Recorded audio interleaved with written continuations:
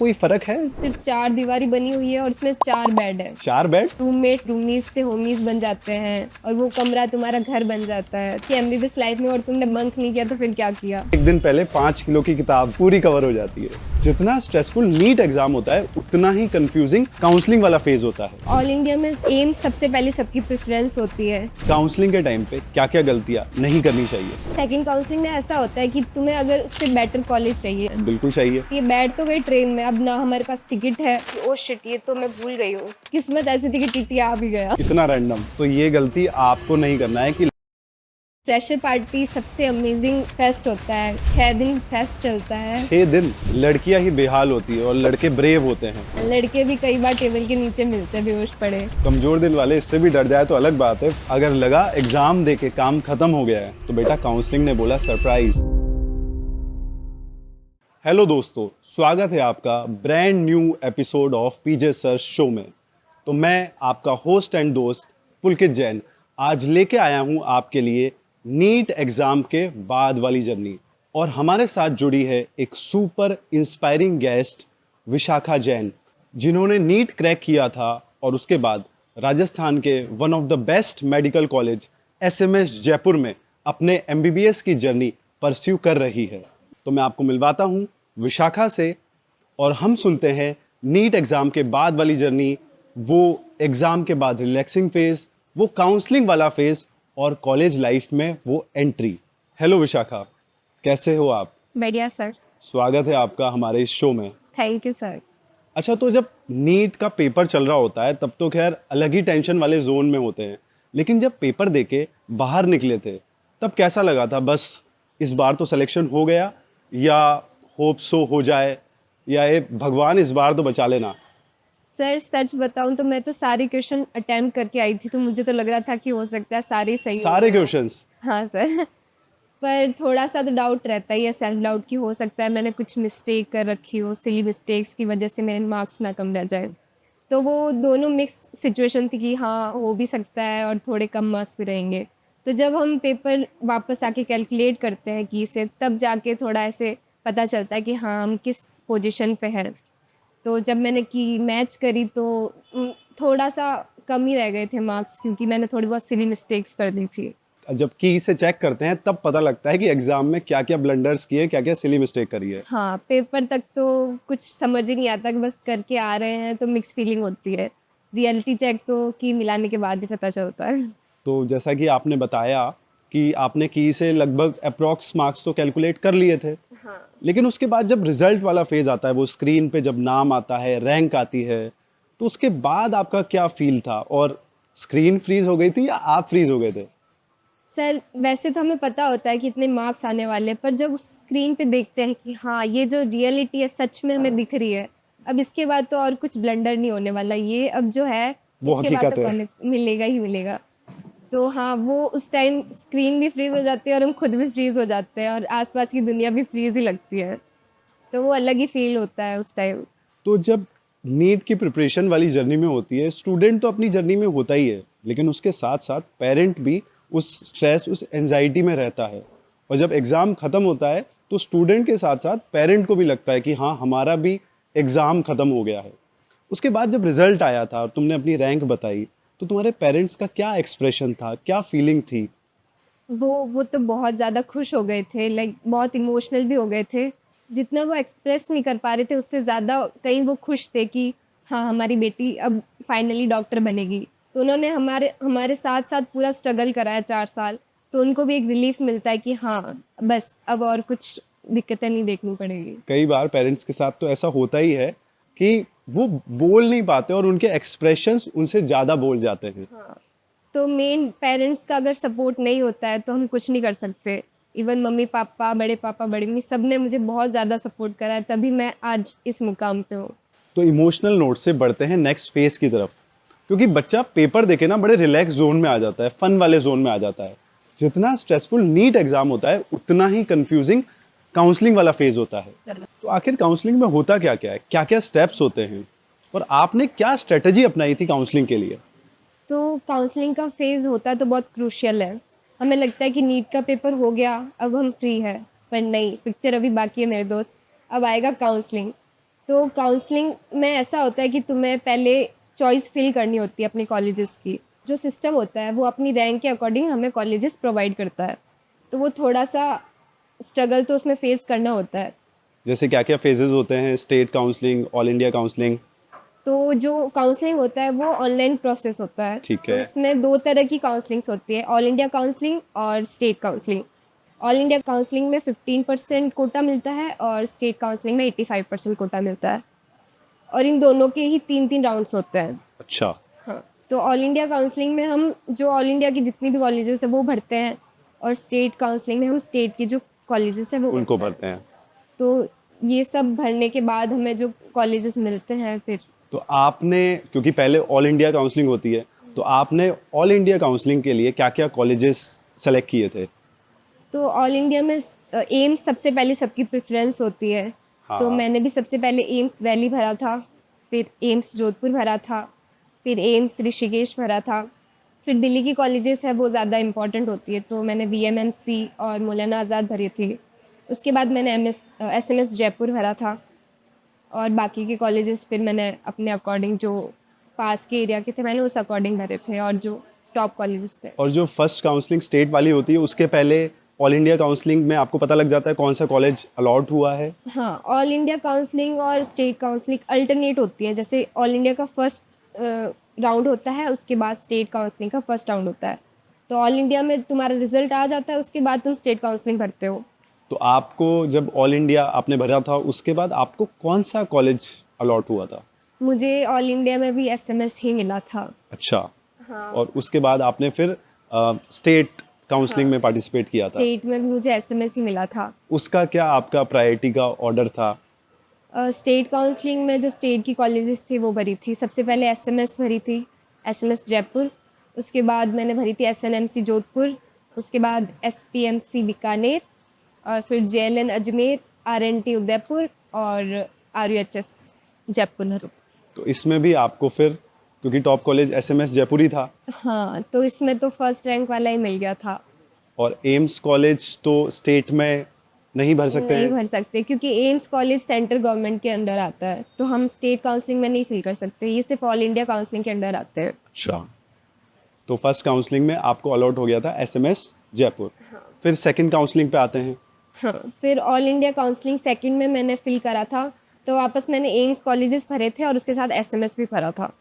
तो इसमें second counselling में ऐसा होता है कि तुम्हें अगर उससे बेटर कॉलेज चाहिए, अगर अपग्रेडेशन कराना है, बिल्कुल चाहिए। हाँ, तो उसमें तुम अप्लाई करते हो। हाँ। अगर तुमने उसमें उससे लो वाले कॉलेज भर दिए पहले, SMS जैसे SMS मिल गया और उससे पहले मैंने लो कॉलेज भर दिए उससे होते, कम रैंकिंग वाले कम कॉलेजेस रैंक वाले भर भर दिए दिए। होते, और अगर वो मुझे मिल गए होते तो मैं उनको छोड़ नहीं सकती। अगर मैं उनको छोड़ती हूँ तो मेरी सिक्योरिटी फीस भी चली जाएगी। कितनी होती है सिक्योरिटी फीस? ये 50,000 होती है। अच्छा। सेकंड राउंड जो होता है वो बहुत ज़्यादा इंपॉर्टेंट होता है, तुम्हें बहुत ध्यान से फिल करना होता है।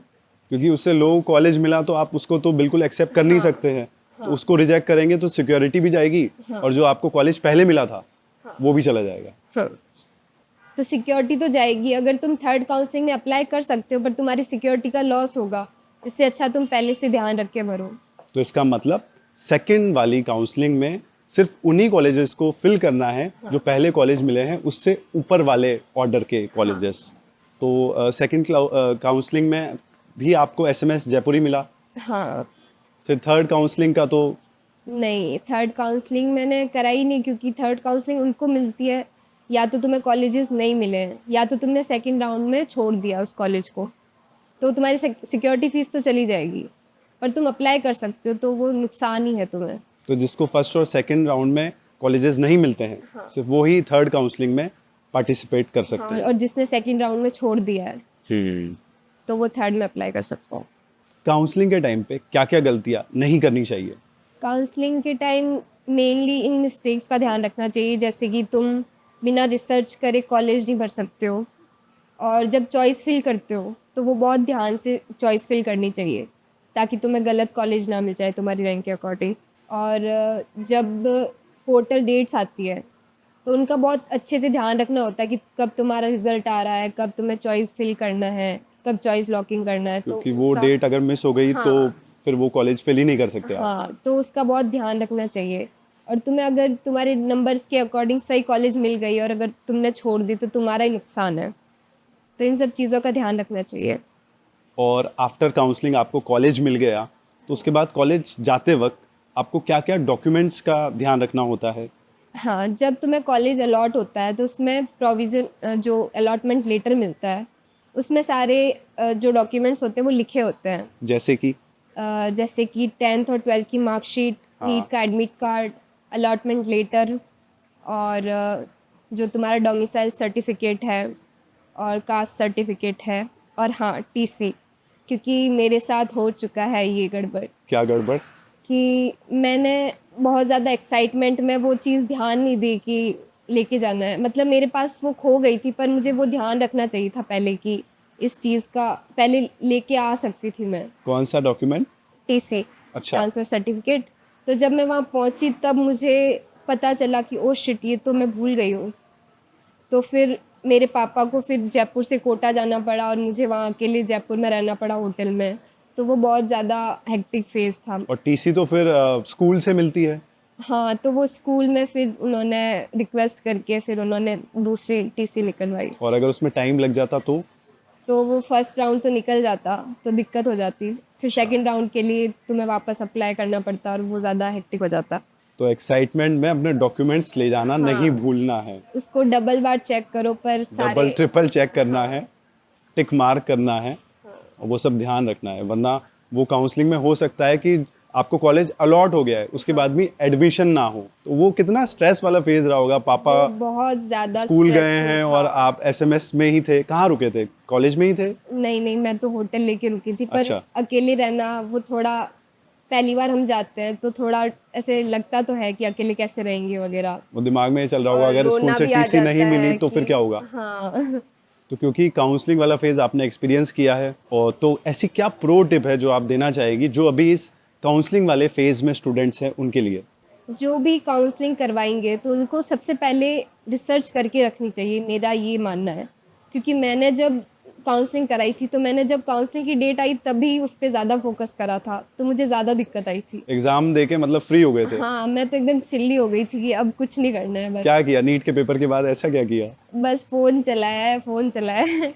और ध्यान ही मुझे ऐसे लगा कि बस अब तो कॉलेज ही मिल जाएगी सीधा, पर वो मुझे लगा काउंसलिंग इतना भी टफ़ नहीं होगा, पर काउंसलिंग थोड़ा टफ़ होता है, तो तुम्हें पहले से उसके बारे में रिसर्च करके रखनी चाहिए।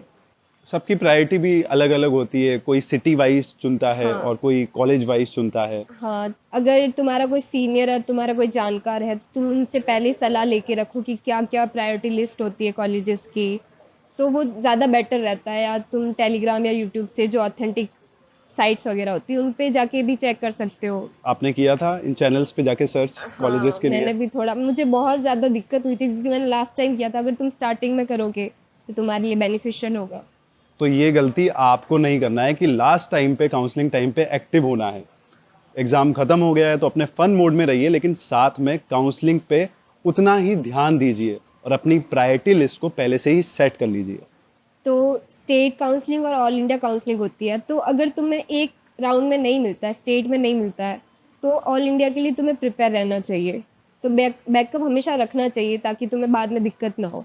तो इस कॉन्वर्जेशन से हमें ये समझ आया कि काउंसलिंग सिर्फ रैंक गेम नहीं है, एक स्ट्रेटजी भी है। अगर लगा एग्ज़ाम दे के काम ख़त्म हो गया है, तो बेटा काउंसलिंग ने बोला सरप्राइज़। तो चलो, आपने नीट एग्ज़ाम वाला फेज़ पार कर लिया, काउंसलिंग वाला फेज़ पार कर लिया और कॉलेज भी अलॉट हो गया। और उसके बाद जब आप फर्स्ट टाइम अपने ड्रीम कॉलेज में एंट्री कर रहे थे, वो क्या फीलिंग थी? कैसा लग रहा था? मतलब स्टेथोस्कोप और वाइट कोट वो इमेजिन हो गया था? तो जब सबसे पहले फर्स्ट डे जब मैंने एंटर करा, तो ऐसे लगा कि वाओ, मैं अपने ड्रीम को जी रही हूँ। जिस नीट के ड्यूरिंग जब मैंने कितना सपने देखे होंगे कि कब मुझे कॉलेज मिलेगा, और अब वो जब कॉलेज मिल गया और उस ड्रीम को मैं जी रही हूँ, तो वो फीलिंग अलग ही थी। और जब फर्स्ट डे जाते हैं तो एक्साइटमेंट तो होता ही है, उसके साथ साथ कन्फ्यूज़न भी रहता है। और थोड़ा डर भी रहता है। हाँ, डर भी लगता है कि क्या होगा, कौन-सी क्लास होगी, कैसे लोग मिलेंगे, फ्रेंड्स बनेंगे। तो वो बहुत ज़्यादा थोड़ा कन्फ्यूज़न भी रहता है और एक्साइटमेंट भी रहता है। और फिर जब तुम अपने एप्रन पे अपना नाम देखते हो फर्स्ट टाइम कि हाँ, अब मेरी जर्नी शुरू हो गई है डॉक्टर बनने की, तो वो बहुत ज़्यादा अलग ही फीलिंग होती है। तो एप्रिन कब मिला था आपको? अप्रैल कॉलेज शुरू होने के 6-7 दिन बाद होता है और ओथ सेरेमनी भी होती है। और एप्रिन पे नाम भी लिखा होता है, हाँ, तो बहुत ही अमेजिंग फीलिंग होती होगी। हाँ। और ओथ सेरेमनी जैसा आपने कहा, तो उसमें क्या ओथ होती है? ओथ सेरेमनी में ये होता है कि जो कैडेवर होता है, हाँ। जो कि लोग डोनेट करते हैं कॉलेजेस को स्टूडेंट के लिए, स्टूडेंट की स्टडी के लिए, तो हमें उसका रिस्पेक्ट करना चाहिए। तो उसकी ओथ लेते हैं कि हम इसका रिस्पेक्ट करेंगे और जो भी पेशेंट होगा उसकी हम रिस्पेक्ट करेंगे। तो वो एथिक्स सिखाते हैं कि डॉक्टर को अच्छे से बिहेव करना चाहिए, तो उसकी ओथ लेते हैं। टीचर्स भी वहाँ होते हैं और हाँ। फर्स्ट ईयर स्टूडेंट्स भी वहाँ होते हैं और एक साथ ये सब होता है। हाँ, बहुत ही अमेजिंग फीलिंग होती होगी और बहुत ही गूज बम्स तो जरूर फील होते होंगे, मुझे सुन के भी हो रहे हैं। और स्टेथोस्कोप भी तभी मिल जाता है? स्टेथोस्कोप हमें मिलता है सेकंड ईयर में, जो कि हमें टीचर पहनाते हैं और पूरा फोटोशूट वगैरह भी होता है, तो वो तो बहुत ज़्यादा अच्छी फीलिंग होती है। उसकी भी ओथ होती है? उसकी ओथ तो नहीं होती, पर वो तुम्हें सम्मानित करते हैं, प्रॉपर तुम्हारे फोटो वगैरह क्लिक होते हैं। तब तो एकदम फील आ जाता होगा कि हाँ यार, हाफ जर्नी तो पहुंच ही गए हैं, बताओ किसका इलाज करना है। हाँ, और उस दिन अटेंडेंस भी सबसे मैक्सिमम रहती है। तो कॉलेज क्लासरूम के साथ साथ ना एक और अमेजिंग पार्ट होता है, हॉस्टल। तो जब पहली बार हॉस्टल में जा रहे थे तो कैसी फीलिंग थी? सच बताऊं तो हॉस्टल लाइफ में तो और ज़्यादा ही डर लग रहा था। जैसे हॉस्टल में एंटर करा, वो रूम देखा कि सिर्फ 4 दीवारी बनी हुई है और उसमें 4 बेड है। 4 बेड? हाँ, हमें 4 लोगों के साथ शेयर करना होता है। अच्छा, फर्स्ट ईयर में 4 शेयरिंग हाँ। लोग थे। तो वो अनजान लोगों के साथ रूम शेयर करना, और तुम्हें पता नहीं कि तुम्हारी उनसे बनेगी कि नहीं बनेगी, तो वो थोड़ा टफ तो रहता है। और वो रूम जो स्टार्टिंग में इतना ख़राब लगता है और अब 1 साल के अंत में तुम्हें उससे प्यार हो जाता है कि वो जो रूममेट से तुम्हारे रूमीज से होमीज बन जाते हैं और वो कमरा तुम्हारा घर बन जाता है। तो जैसा अभी तुमने कहा कि फर्स्ट ईयर में तो 4 सीटर रूम में थे, तो फिर सेकंड ईयर में आके भी 4 सीटर रूम ही होता था? क्योंकि कैट फाइट्स तो बहुत होती होगी आई गेस। हाँ, कैट फाइट्स होती तो है, पर सेकंड ईयर में तुम्हें ऑप्शन मिलता है कि तुम डबल सीटर रूम ले सकते हो। तो फर्स्ट ईयर में ही होता है कि तुम्हें 4 सीटर रूम में रहना होता है, तो उसकी वजह से ही बॉन्डिंग्स बनती है लोगों से। और वो ही मेरे हिसाब से सबसे मेमोरी वाला फेज होता होगा। हाँ, वो सबसे बेस्ट मोमेंट होता है कि उस रूम में 4 जने मिलके तुम मैगी बना के खा रहे हो लेट नाइट और मस्त गाने गा रहे हो, तुम्हारा वही जैमिंग सेशन होता है, तो मज़ा तो आता है और उसमें। सोने का टाइम तो सेट ही नहीं होता होगा, क्योंकि किसी ना किसी का बातचीत तो, या ये दिक्कत तो रहता है, पर तुम वो भी एक्सपीरियंस करते हो, वो चीज़ भी एक्सपीरियंस करना ज़रूरी है। तो सेकंड ईयर में फिर 2 सीटर रूम में थे। हाँ, जिससे तुम्हारी अच्छी बॉन्डिंग हो जाए, उसके साथ तुम फर्स्ट ईयर में सेलेक्ट नहीं कर सकते, रैंडम था। हाँ। और सेकंड ईयर में फिर तुमने अपने अकॉर्डिंग सेलेक्ट किया था। हाँ, तुम खुद के अकॉर्डिंग किसी को भी ले सकते हो। थर्ड ईयर में? थर्ड ईयर में भी तुम्हारी मर्जी है, सिंगल सीटर भी मिल जाते हैं ऑलमोस्ट। अच्छा, थर्ड ईयर आते आते प्रमोशन हो जाता है, मतलब सिंगल सीटर भी मिल सकता है। रूम्स के प्रमोशंस होते हैं। हाँ, रूम्स के प्रमोशन होते हैं साल दर साल। और फिर कॉलेज और हॉस्टल में रैगिंग भी मिली क्या? रैगिंग एज सच कुछ होती नहीं है, बस सीनियर से या जूनियर का इंटरेक्शन करने के लिए सीनियर्स बुलाते हैं तुम्हें, तो उसमें क्या क्या ऐसा होता था उसमें? हाँ, तो उसमें तुम्हें वो हॉबीज़ परफॉर्म करने के लिए बोलते हैं, और तुम अगर हॉबीज़ अच्छे से करते हो तो वो तुम्हें चॉकलेट देते हैं। तो जब नए नए बच्चे होते हैं उन्हें चॉकलेट का बहुत शौक होता है, तो वो हॉबीज़ भी करते हैं और ऐसे बॉन्डिंग बनती है सीनियर और जूनियर की। तो ये रैगिंग तो कहाँ हुआ, ये तो मजा ही हुआ। हाँ, रैगिंग नहीं है, मज़ा ही आता है उसमें। अब कमजोर दिल वाले इससे भी डर जाए तो अलग बात है, पर ये तो इंटरेक्शन का तरीका है, वरना आइस ब्रेक कैसे होगी? हाँ, तो बहुत फन भी होता है, यही मोमेंट याद रहते हैं कि वाह हमने ये चीज़ डांस परफॉर्म करा था, तो हम खुल के बाहर आते हैं कि हाँ हमने ये परफॉर्म करा, हमारी हॉबीज़ है। तुमसे क्या करवाया था? मैंने तो सिंगिंग डांस ये सब करा है। और फिर लेन देन बराबर किया था फर्स्ट ईयर वालों के साथ जब सेकंड ईयर में आ गए थे? दिन तो करना पड़ेगा, हमारे भी तो जूनियर्स हैं। तो मज़ा तो आता है जूनियर्स के साथ भी कि अच्छा सीनियर्स ने हमारे साथ किया, हम भी ये करेंगे जूनियर्स के साथ। और फिर वो सुनते हैं कि सीनियर्स कुछ फाइल वगैरह भी बनवाते हैं, तो हाँ। तो तुमने काम किया था या करवाया था? करा भी है और करवाया भी है। अच्छा, यहाँ भी लेन देन बराबर। हाँ। तो एमबीबीएस जर्नी में, कॉलेज लाइफ में ऐसा कोई मोमेंट जो सुपर फनी हो और आज भी दिमाग में छपा हुआ हो? हाँ, तो ऐसा होता है कि जब तुम्हारे एग्ज़ाम हो जाते हैं यूसी एग्ज़ाम्स, तो उसके बाद मन करता है अब तो कहीं घूमने जाना है, गोवा? और वो प्लान्स बनते हैं रैंडम। रैंडम प्लान्स बनते हैं। अब हमने रैंडम प्लान्स तो बना लिया, पर तत्काल में टिकट ही नहीं हो रही थी, तो हमने सोचा नहीं अब जाना तो है, क्योंकि अब एग्ज़ाम की छुट्टियाँ वापस तो नहीं आएगी एग्ज़ाम के बाद वाली। तो हम बस बैठ गए और हम लेट ही पहुँचे थे ट्रेन में, तो हमने जनरल टिकट भी नहीं ले रखी थी। कहाँ जाने का प्लान था? हम जा तो हिमाचल रहे थे, तो पहले दिल्ली जाना पड़ता है जयपुर से, उसके बाद वहाँ से तुम्हें हिमाचल जाना पड़ता है। तो हमने पहले दिल्ली के लिए बैठ तो गए ट्रेन में, अब ना हमारे पास टिकट है और हम बैठ गए बस ऐसे ही। इतना रैंडम? हाँ, बस बैग पैक करा 1 घंटे में और बैठ गए। फिर अब डर भी लग रहा है कि अब टीटी आ गया तो क्या करेंगे, और किस्मत ऐसी थी कि टीटी आ भी गया पर हमारे पास में जो एक पैसेंजर थे उन्होंने हमारा सपोर्ट करा कि कोई नहीं तुम बैठे रहो, और ऐसे उनको समझ आ गया था कि ये बिना टिकट वाले हाँ हैं। हाँ उन्होंने बोला कोई नहीं बैठे रहो तुम, मैं बोल दूंगी तुम मेरे साथ हो। तो उन्होंने ऐसे बोल दिया, और उस टाइम तो टीटी ने कुछ ध्यान भी नहीं दिया कि कौन सी सीट्स किसकी है। वैसे सेकंड टाइम फिर से टीटी आ गया, तब तक हम ऑलमोस्ट दिल्ली तक पहुंच गए थे। तो हमारा लक अच्छा था कि हम दिल्ली तक पहुंच गए, और फिर उसके आगे भी हम जैसे तैसे पहुंच गए। तो वो बहुत ज़्यादा मेमोरेबल था कि हाँ। और फिर आते वक्त फिर तब भी बिना टिकट के थे नहीं, या आते वक्त तो टिकट करा दी थी। पता लगे कि बिना टिकट के ही ये हाँ, आदत हो अगर गई? वहाँ रह जाते तो ज़्यादा दिक्कत रह जाती। तो एमबीबीएस जर्नी में क्या कभी ऐसा मोमेंट आया कि मतलब डॉक्टर बनने का असली मतलब समझ आया हो? हाँ, जब सेकंड ईयर में आते हैं तो हमारी ओपीडीज़ में ड्यूटीज़ लगती हैं कि तुम्हें ओपीडीज़ जाना होता है 1-2 घंटे के लिए। तब हम वहाँ देखते हैं लोगों को कि वो इतने ज़्यादा सफ़र कर रहे हैं, और जब डॉक्टर उनको ट्रीट करते हैं तब वो सही हो जाते हैं। तो पता चलता है किसी की ज़िंदगी तुम्हारे हाथ में है। तो ये जो प्रोफ़ेशन है कितना ज़्यादा इम्पोर्टेंट है किसी के लिए। तो ओपीडी में जाना कौन सी ईयर से स्टार्ट हो जाता है? ये सेकंड ईयर में स्टार्ट हो जाता है।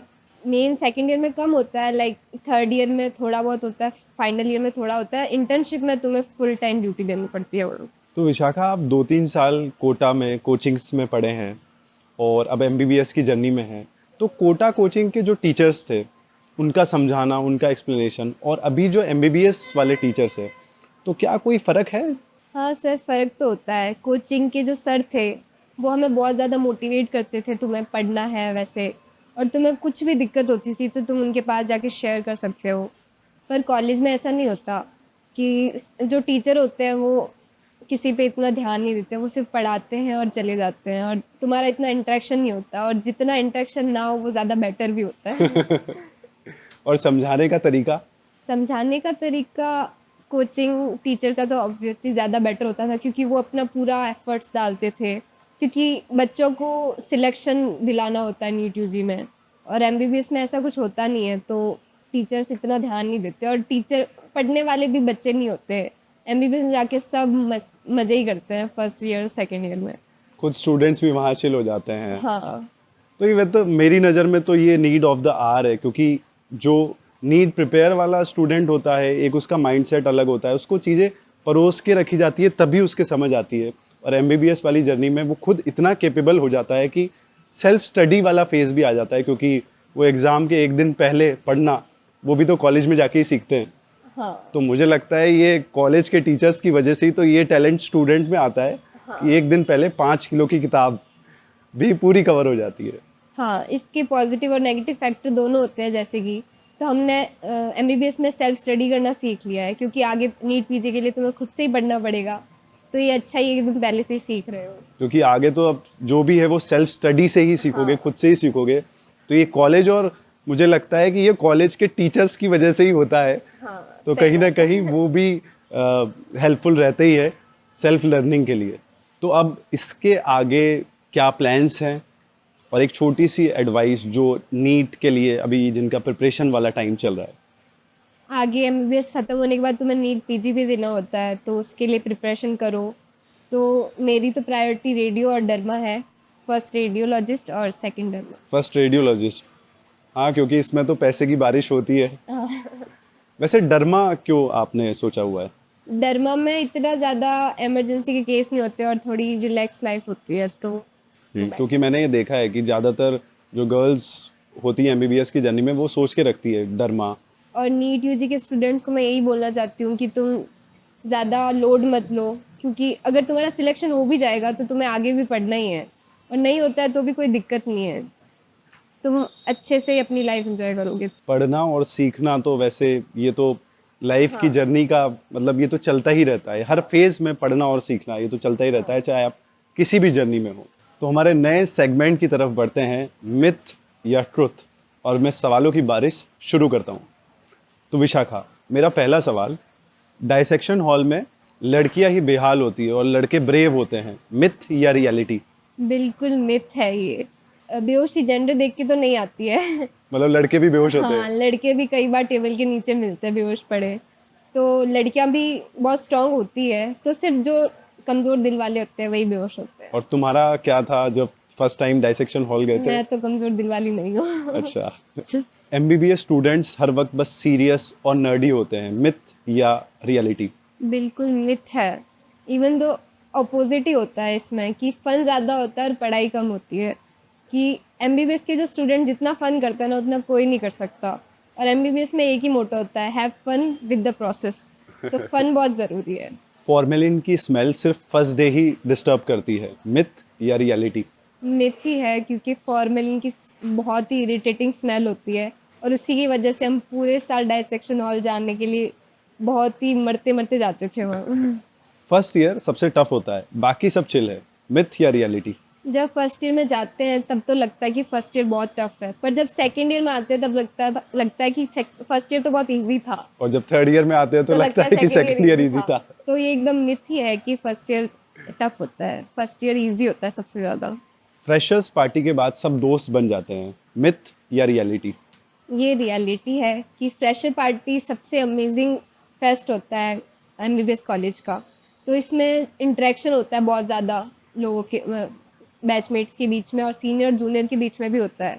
तो बहुत सारे फ्रेंड्स बन जाते हैं और अच्छी बॉन्डिंग हो जाती है। तो फ्रेशर पार्टी कौन से वाले सीनियर देते हैं, सारे सेकंड थर्ड फोर्थ ईयर या नहीं, सिर्फ करंट सीनियर जो हमारे सेकंड ईयर के सीनियर्स होते हैं वही देते हैं हमें। सेकंड ईयर के सीनियर फर्स्ट ईयर के लिए अरेंज करते हैं? हाँ सारा पैसा खर्च करते हैं? हाँ हाँ। और कितने दिन चला था ये फेस्ट आपके? ये हमारे 6 दिन फेस्ट चलता है। 6 दिन? हाँ, और बहुत ही अमेजिंग फेस्ट होता है कि उसमें बहुत सारी फन एक्टिविटीज़ जैसे गोलगप्पा कंपटीशन, 3 लेग रेस, और ड्रेस योर पार्टनर, उसके अलावा dance competition, singing competition, main होता है एफपी जो फैशन परेड होती है। तो बहुत फन होता है उसमें। अभी आपने बोला ड्रेस योर पार्टनर, तो मतलब कौन किसको मतलब कैसे? कि लड़की लड़के को ड्रेस करती है, उसको अच्छा। साड़ी पहनाती है, मेकअप करती है। तो हाँ, तो ये तो लड़कों की रैगिंग हो गई। हाँ। लड़कियों की तरह। और ये सब जो आपने बोला फैशन परेड वगैरह होता है, तो इसमें सब क्या मार्क्स देते हैं सीनियर्स? हाँ, सीनियर्स भी आते हैं और कुछ 1-2 प्रोफेसर्स भी आते हैं, तो वो मार्क्स देते हैं, और जो सबको फिर प्राइज़ भी मिलते हैं, बेस्ट कॉस्ट्यूम या बेस्ट वॉक का वैसे। अच्छा, और क्या मिलता है प्राइज में? ट्रॉफी मिलती है। अच्छा, तो ये तो बहुत ही अमेजिंग चीज़ है। अगर 6 दिन फेस्ट चल रहा है तो उसके बाद तो दोस्ती वैसे भी सीनियर से होना पक्का ही है। हाँ, बिल्कुल। तो उसके बाद जब आप सेकंड ईयर में आए तो फर्स्ट ईयर वालों के लिए ये सब आपने भी अरेंज किया? हाँ, हमने भी करना पड़ता है। प्रथा है एक। प्रथा है ये। एमबीबीएस में हर चीज़ रट्टा माननी पड़ती है, मिथ या रियलिटी? मिथ है ये, क्योंकि एमबीबीएस में तुम्हें समझना पड़ता है कि वो डिजीज़ का क्या प्रोसेस है। इतनी बड़ी एमबीबीएस को सिर्फ रट्टा मार के नहीं पढ़ सकते हो, तो वो समझना ही होता है। कुछ चीज़ें तो ऑब्वियसली याद करने वाली होती है, लेकिन बाकी सब प्रैक्टिकल भी होता है। वाइट कोट मिलते ही डॉक्टर बन गए, मिथ या रियलिटी? ये मिथ है, क्योंकि वाइट कोट मिलने से तुम डॉक्टर नहीं बनते हो। एमबीबीएस की जर्नी बहुत वास्ट होती है, तो तुम हर ईयर में सीखते हो कुछ ना कुछ, तो तुम एकदम 5.5 ईयर के लास्ट में जाके डॉक्टर बनते हो। 75% अटेंडेंस के लिए सारी क्लासेस अटेंड करनी पड़ती है, मिथ या रियलिटी? ये मिथ ही है, क्योंकि बंक भी करना होता है, क्योंकि एमबीबीएस लाइफ में और तुमने बंक नहीं किया तो फिर क्या किया? तो फिर 75% अटेंडेंस पूरी कैसे होगी?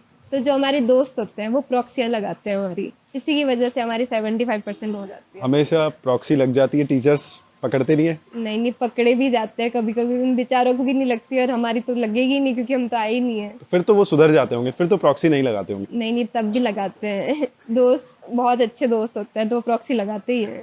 आप ज़्यादा प्रॉक्सी लगाते थे या आपकी ज़्यादा लगती थी प्रॉक्सी? मेरी ज़्यादा लगती थी। अच्छा, क्लास छोड़ने वालों में से वो। थैंक यू विशाखा, आज हमें ज्वाइन करने के लिए, और आपसे बात करके ये पता लगा कि कॉलेज लाइफ कितनी इंटरेस्टिंग और अमेजिंग होती है। इवन मुझे भी अपने कॉलेज वाले दिन एकदम याद से आ गए। तो थैंक यू हमारे साथ जुड़ने के लिए, और all the blessings for your future. तो दोस्तों ये थी विशाखा की जर्नी, जहां हमें मिला मोटिवेशन, इंस्पिरेशन, थोड़ा ड्रामा और थोड़ी ह्यूमर।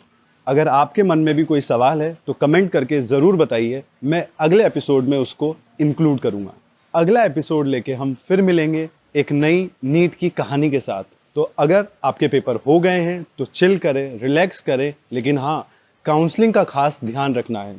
और अगर नीट की जर्नी में है तो अपनी पढ़ाई कंटिन्यू करें। सुनते रहिए पीजे सर्च शो, क्योंकि यहाँ हर स्टोरी में मोटिवेशन छुपा होता है। अगर अभी तक चैनल सब्सक्राइब नहीं किया है तो चैनल सब्सक्राइब करना ना भूलें, क्योंकि क्या पता अगली कहानी आपकी हो। Bye, take care and always dream big. Signing of.